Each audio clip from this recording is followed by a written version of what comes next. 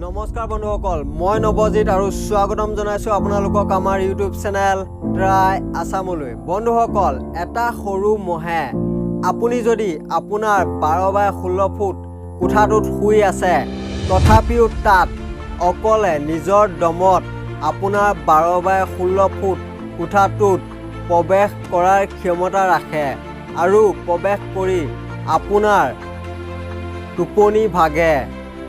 এটা সৰু মহৰ ওজন সম্পূৰ্ণ 1 গ্ৰামো নহয় আৰু তাৰ সাইজ আধা সেণ্টিমিটাৰো নহয়।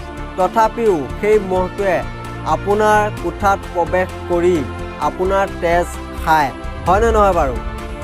বন্ধুসকল, মহে কেতিয়াও এইটো কথা চিন্তা নকৰে যে হয়তো আপুনি বাগৰ সলাওঁতে বা চাপৰি বজাওঁতে সি মৰিবও পাৰে।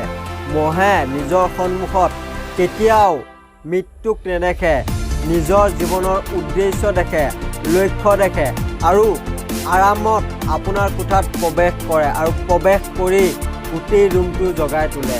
নানা পাঠেকৰে এটা বিখ্যাত বাক্য কৈছিল যে এটা সৰু মহে গোটেই দেশ কঁপাই তোলে। এটা মহৰ লগত নিজকে তুলনা কৰি চাওক, তেতিয়া গম পাব যে এটা মহে যদি নিজৰ দমত নিজৰ নতুন সৈন্যবাহিনী সৃষ্টি কৰিব পাৰে, আমিতো মানুহ হয়, আমি আৰু কি কৰিব নোৱাৰোঁ। আমি কেৱল নিজকে প্ৰেৰণা দিব লাগে আৰু প্ৰেৰণা দি ক'ব লাগে, ঐ ভাই, তই মহ নহয়, তই মানুহ হয়। মহে যদি নিজৰ দমত আগবাঢ়িব পাৰে, তেতিয়াহ'লে আমি আমাৰ নিজৰ দমত কিয় আগবাঢ়িব নোৱাৰিম? নিজকে এবাৰ মহৰ লগত তুলনা কৰি চাওক, তেতিয়া গম পাব আপোনাৰ অকাত মহতকৈ কিমান বেছি। আমাৰ অকাত মহৰ দৰে নহয়, আমাৰ অকাত মানুহৰ দৰে হয়। আমি মানুহ হয়, আমাৰ নিজৰ চেতনাক এবাৰ সুধি চাব লাগে যে আমাৰ অকাত কি মহতকৈ কম হয়?